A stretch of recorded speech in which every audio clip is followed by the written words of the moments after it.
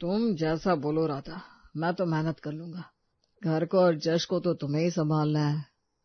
तभी तो बोल रही हूँ मैं, बहुत सोचा मैंने, फिर ही बोल रही हूँ। गांव जाकर रहेंगे तो बेशक हम लोगों की जिंदगी अच्छी और आरामदायक हो जाएगी, लेकिन जश के लिए कोई फ्यूचर नहीं रहेगा। ये तो है। कहाँ गांव में बाबूजी के साथ बैठकर सिर्फ हिसाब करना, और कहाँ यहाँ शहर में 8 घंटे की नौकरी बजाना। मेरी भी सोचो, गांव में कितना आराम है, कुछ नहीं करना पड़ता, ना ही 1 रुपए का खर्चा। यहाँ तो झाड़ू पोछे से लेकर सब कुछ खुद करना है। महेश और राधिका ने अपना पूरा जीवन अपने बेटे जश पर कुर्बान कर दिया था। उनके लिए जीवन का एक ही सपना था, उनके इकलौते बेटे जश की अच्छी परवरिश और लालन पालन। घर की रसोई, दोपहर का समय। जश स्कूल से घर आता है तो सीधे माँ के पास जाता है। माँ सुनो ना, स्कूल में सारे बच्चे पिकनिक पर जा रहे हैं। सोमवार को हम सब मथुरा जाएंगे, कृष्ण जी का मंदिर देखेंगे और यमुना में नहाएंगे। अरे, और खर्चा? पिकनिक का पैसा तो होगा ना? माँ, फॉर्म में लिखा है 5,000 रुपए, पर तुम चिंता मत करो, मेरा दोस्त रोहित नहीं जा रहा है, उसके पास भी पैसे नहीं है। राधा का चेहरा पल भर के लिए उदास हो जाता है, वो चुप रहती है। अगले दिन सुबह जब महेश ऑफिस जाते हैं, राधा पड़ोस की महिलाओं के घर से कपड़े सिलवाई करने का काम मांगती है। भैया, मुझे कुछ कपड़े सिलवाई का काम दे दो ना, अच्छी तरह कर दूंगी। राधा, मेरे पास कुछ साड़ियां और सलवार है, तुम इन्हें ठीक कर दो।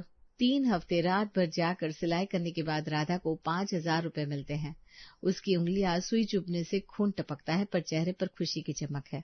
ले बेटा, ये तेरे पिकनिक के लिए। माँ, पर तुम ये पैसे कहाँ से लाई? बेटा, माँ को तू कुछ हल्के में ही ले रहा है? तो बस खुश है, तेरी खुशी ही मेरा सब कुछ है। उसी दिन जश मथुरा जाता है और राधा खिड़की से उसे जाते हुए देखती है। इसकी खुशी से मन खुश हो जाता है। घर का कमरा, शाम का समय। महेश घर आता है और सीधे बिस्तर पर बैठ जाता है। उसका चेहरा उदास है। राधा खाना बनाते हुए महसूस करती है कि कुछ तो गलत है। महेश, तुम ठीक तो हो ना? चेहरा देखकर लग रहा है कुछ बात है। राधा, मेरी नौकरी चली गई। बॉस ने कहा कंपनी कम लोग रखेगी, तो मैं निकाल दिया गया। राधा के हाथ से चम्मच गिर जाता है। क्या? नौकरी? महेश, तुम सही कह रहे हो, 8 साल से तो वही काम कर रहे हो।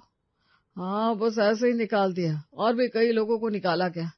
घर का किराया, खाने का खर्च, जश की स्कूल फीस सब कहाँ से देंगे हम। अगले दिन जश स्कूल जाता है। महेश और राधा बैठकर सोचते हैं, महेश अब क्या होगा?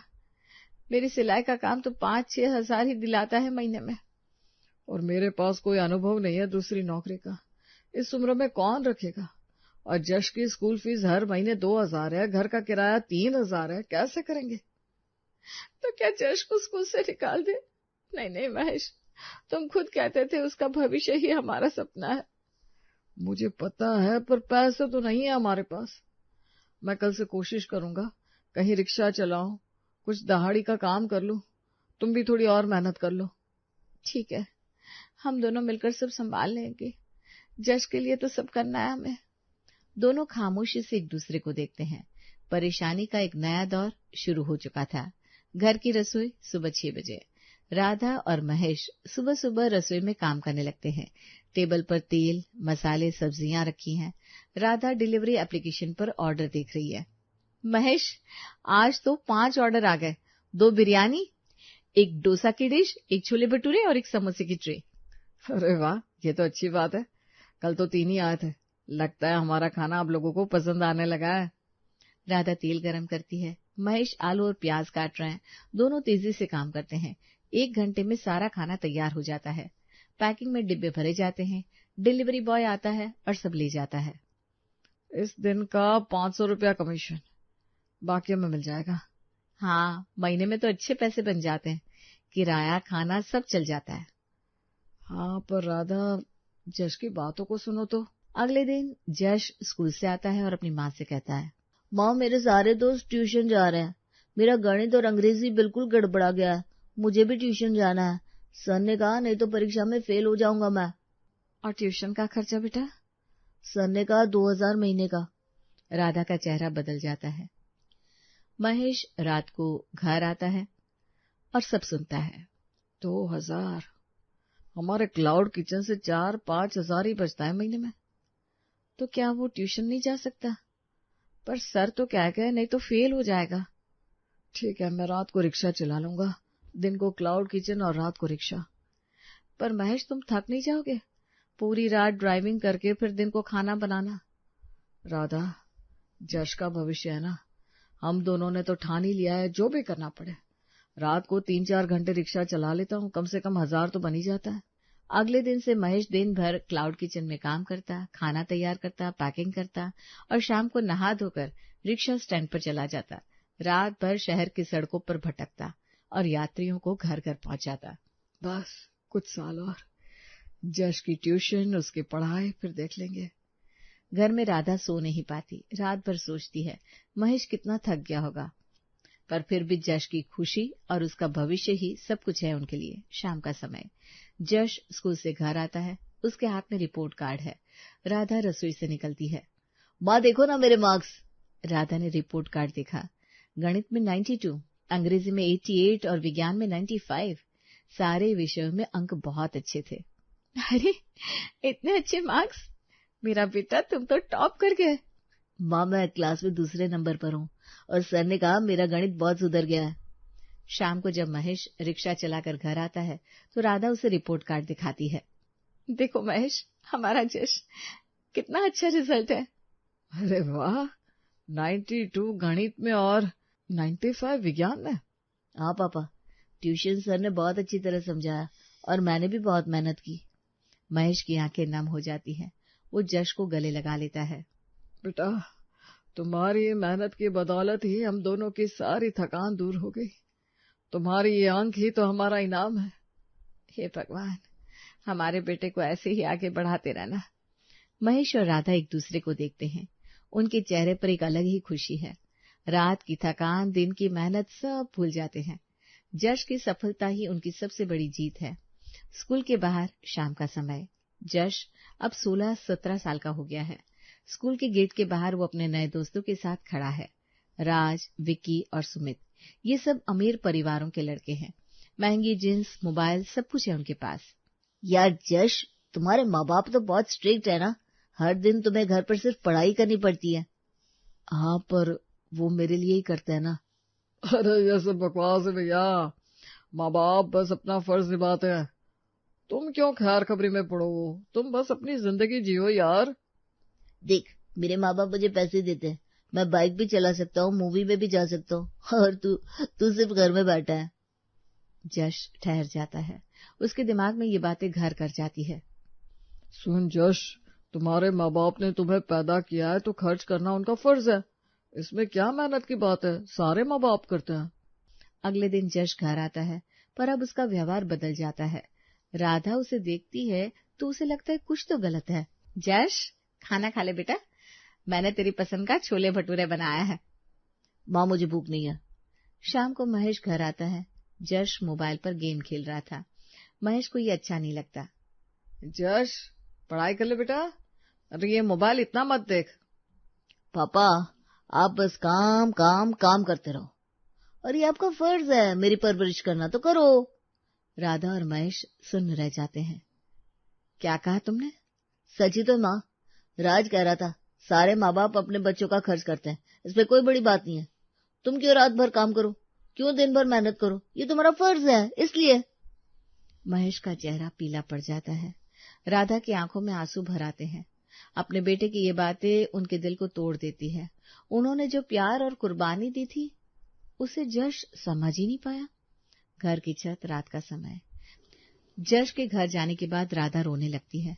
उसकी सारी खुशी गायब हो जाती है। महेश उसे रोते हुए देखता है और छत पर बुलाता है। राधा, यहाँ बैठ। महेश, हमारा जश, हमने उसके लिए इतनी मेहनत की और वो कहता है ये हमारा फर्ज है। क्या हमारा प्यार उसे समझ में नहीं आया? सुन राधा, मैं भी सुन रहा गया, पर तू चिंता मत कर। ये बस इस उम्र की बात है। उम्र? अरे महेश, वो तो हमें भूल ही गया। नहीं राधा, वो नहीं भूला, पर 16-17 साल की उम्र ऐसी ही होती है। इस समय लड़कों को लगता है कि वो सब कुछ समझते हैं। उनके दोस्त उन्हें गलत बातें सिखाते हैं और वो बहक जाते हैं। तो फिर क्या, हर लड़का ऐसा ही बहकता है। मैं भी इस उम्र में अपने पापा को गलत बात बोल दिया करता था, लेकिन तब उन्होंने मुझे बहुत प्यार से समझाया था। देख राधा, जश को अभी समझ नहीं आई, उसके दोस्त उसे भटका रहे हैं, पर ये उम्र ही ऐसी है। कुछ साल में जब वो बड़ा हो जाएगा, जब जीवन की सच्चाई समझ में आएगी, तब वो खुद ब खुद सब जान जाएगा। पर क्या वो समझ पाएगा? हाँ, और तब वो खुद ही अपनी गलती को समझेगा। तब वो जानेगा कि उसके माँ बाप ने उसके लिए क्या क्या किया। अभी तो वो सिर्फ 16 साल का है, उसका दिमाग अभी तैयार नहीं हुआ। तो हम क्या करें? हम बस प्यार करेंगे, उसे सही गलत की समझ देंगे, पर जबरदस्ती नहीं। वक्त ही सब कुछ सिखा देगा। इस उम्र में हर कोई बहकता है, फिर अपने आप समझ आता है। आप सही कह रहे हो महेश, लेकिन मन करता है उसे अच्छे से समझा दूं। हाँ, पर अभी नहीं, अभी वो सुनने के लिए तैयार नहीं है। हम बस सब्र रखेंगे, उसे यकीन दिलाएंगे कि हम उसके साथ हैं। बाकी सब वक्त पर ठीक हो जाएगा। राधा का चेहरा थोड़ा हल्का हो जाता है। वो महेश के कंधे पर सर रख देती है। दिन का समय, जश घर आता है और अपने माता पिता को बुलाता है। माँ पापा सुनो ना, मुझे नौकरी मिल गई। क्या नौकरी? कहाँ बेटा? दुबई में, एक बड़ी कंपनी में, और वेतन भी बहुत अच्छा है। महेश की आंखें खुशी से भर जाती है। मेरा बेटा, तुम्हें नौकरी मिल गई और विदेश में? हाँ माँ पापा, ये सब आपकी मेहनत की वजह से है। मैं अब समझता हूँ आपने कितना कुछ दिया है मुझे। राधा की आंखों में खुशी के आंसू आ जाते हैं। बेटा तुम खुश रहो, यही हमारे लिए काफी है। अगले कुछ महीनों में जश विदेश चला जाता है। वो हर महीने पैसे भेजता रहता। महेश और राधा की सारी समस्याएं समाप्त हो जाती है। एक दिन महेश और राधा एक फैसला करते हैं। महेश, अब तो सब ठीक हो गया, जश की नौकरी भी लग गई, पैसे भी भेज रहा है। क्या हम अब गांव चले जाएं? गांव? अभी? हाँ, तुम्हें याद है ना, कितने साल पहले हमने सोचा था गांव जाकर आराम से रहेंगे। अब तो वो सपना पूरा हो सकता है। हाँ राधा, तुम सही कह रही हो। अब तो हम दोनों थक भी गए हैं। दोनों गांव चले जाते हैं। महेश के पिता अब भी वहां खेती करते हैं। घर बहुत बड़ा है, आंगन में आम का पेड़ है। राधा, देखो कितना शांत है यहाँ, कोई भाग दौड़ नहीं, कोई चिंता नहीं। हाँ महेश, अब तो हम यहीं शांति से रह सकते हैं। जश की चिंता भी नहीं रहेगी, उसकी नौकरी भी अच्छी है। गांव में उनको फिर वही जिंदगी मिल जाती है। सुबह पक्षियों की आवाज, शाम को बाग में घूमना, खेतों में हरियाली। राधा, याद है ना, 8 साल पहले हम यहीं बैठकर सोच रहे थे जश का भविष्य क्या होगा। हाँ महेश, और देखो अब वो भविष्य बन गया। हमारा बेटा विदेश में अपना जीवन बना रहा है और हम दोनों अब यहाँ शांति से अपनी बाकी जिंदगी बिता सकते हैं। हमारी कड़ी मेहनत का फल मिल गया। गांव में रहते हुए महेश और राधा को हर दिन जश का फोन कॉल आता रहता। जश उन्हें बताता है कैसे उसकी नौकरी ठीक है, उसने एक अपार्टमेंट किराए पर लिया है, सब ठीक है। महेश और राधा की जिंदगी अब पूरी हो गई। उन्होंने अपने बेटे को एक बेहतर भविष्य दे दिया और अब वो खुद भी अपनी जिंदगी जी सकते हैं। गांव का घर, शाम का समय, महेश और राधा आंगन में बैठे हैं। सूरज डूब रहा है। ठीक उसी समय जश की वीडियो कॉल आती है। अरे, जश का कॉल। महेश मोबाइल लेता है। स्क्रीन पर जश दिखता है और उसके साथ एक लड़की भी है। दोनों हंस रहे हैं। ये कौन है बेटा? माँ पापा, मैं तुम्हें किसी को मिलवाना चाहता हूँ। कौन है ये? ये मेरी पत्नी है, मैंने शादी कर ली है। राधा और महेश सुन्न रह जाते हैं। मोबाइल उनके हाथ से लगभग गिरते गिरते बजता है। क्या शादी? जश, तुमने बिना हमें बताए शादी कर ली? माँ, मैं जानता हूँ तुम्हें ये सब अचानक लग रहा होगा, पर मैं इस बारे में बहुत समय से सोच रहा था। सोच रहे थे और हमें कभी कहा भी नहीं। हम तुम्हारे माता पिता हैं जश, हमारा कोई हक नहीं था। पापा, मैं बड़ा हूँ, मेरे अपने फैसले हैं, मैं अपनी जिंदगी चला सकता हूँ। बेटा, हम तो सिर्फ तुम्हारे लिए सब कुछ करते आए। हमारी जिंदगी ही तुम थे और तुमने हमें अपनी जिंदगी में शामिल ही नहीं किया। माँ, ये आजकल का जमाना है, लोग ऐसे ही शादियां करते हैं, कोई बड़ी बात नहीं है। कोई बड़ी बात नहीं जश, तुम्हारी शादी के बारे में हमें भी तो सोचना चाहिए था। लड़की का परिवार, उसका स्वभाव, सब कुछ। पापा मैं ये सब जानता हूँ, वो एक अच्छी लड़की है, वो भी एक अच्छी कंपनी में काम करती है, हम एक दूसरे की समझ है। और हमारी समझ, हमारी भावनाएं। जश, हम तो तुम्हारी शादी की तैयारी करना चाहते थे, घर में खुशियां मनाना चाहते थे। माँ ये सब बाद में हो सकता है ना, अभी तो हम दोनों बस शांति से रहना चाहते हैं। शांति? जज, तुम अपने माता पिता को अपने फैसले में शामिल नहीं करते तो उसमें कोई शांति नहीं होती और उन्हें भी कोई शांति नहीं रहती। पापा मुझे माफ करो, पर मैंने सोचा था मैं विदेश में हूँ, अकेला हूँ, तो शादी कर लूँ, ये ठीक है? बेटा ठीक नहीं है, हम तुम्हारे माँ बाप हैं, हमारा भी हक था तुम्हारे इस बड़े फैसले में शामिल होने का। फोन कॉल के बाद महेश और राधा खामोशी में बैठ जाते हैं। राधा का चेहरा बदल जाता है। गांव का घर, 1 साल बाद। जश का फोन कॉल आता है। राधा को देखते ही जश की आवाज सुनाई देती है। माँ सुनो ना, हमारा बेटा हुआ है, मेरी पत्नी को मदद की बहुत जरूरत है, तुम विदेश आ सकती हो क्या कुछ महीनों के लिए? वाह बेटा, पोता हुआ, ये तो बहुत अच्छी बात है। हाँ माँ, और माँ तुम ना जल्दी से आ जाओ, मेरी पत्नी को खाना बनवाना है, बेटे को संभालना है, तुम आ जाओ बस। जश मैं तुमसे कुछ पूछूं? हाँ माँ जल्दी बताओ। जब हम तुम्हारे लिए कड़ी मेहनत कर रहे थे तब तुम हमारे पास थे, और अब जब तुम्हारा बेटा हुआ है तब भी तुम हमें बुला रहे हो। माँ ये क्या कह रही हो? मैं तुम्हें बताती हूँ बेटा, तुम चाहते हो कि मैं तुम्हारे बेटे को संभालूं, तुम्हारी पत्नी की सेवा करूं, तुम्हारा घर चलाऊं। माँ ये क्या बकवास है? हाँ मैं यही तो चाहता हूँ।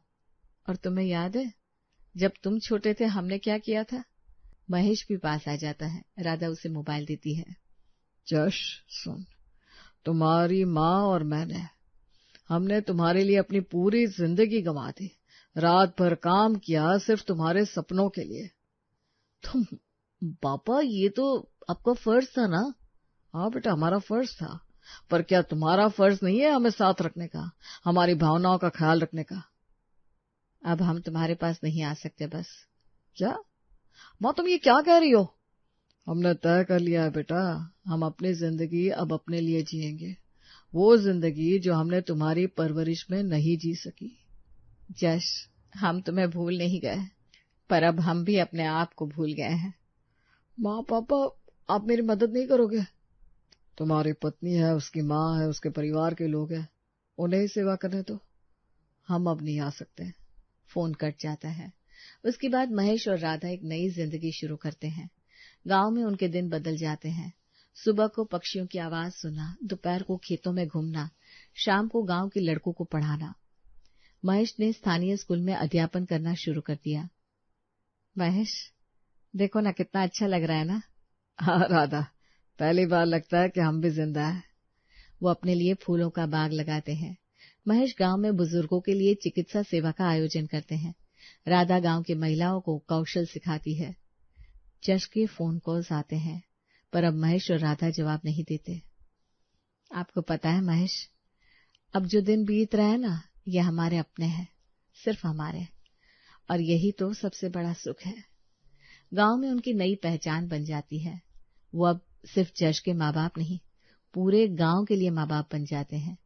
महेश और राधा ने अंत में समझ लिया था कि अपने लिए जीना वो भी कितना जरूरी है, और ये सीख उन्हें अपने बेटे ने ही दी थी।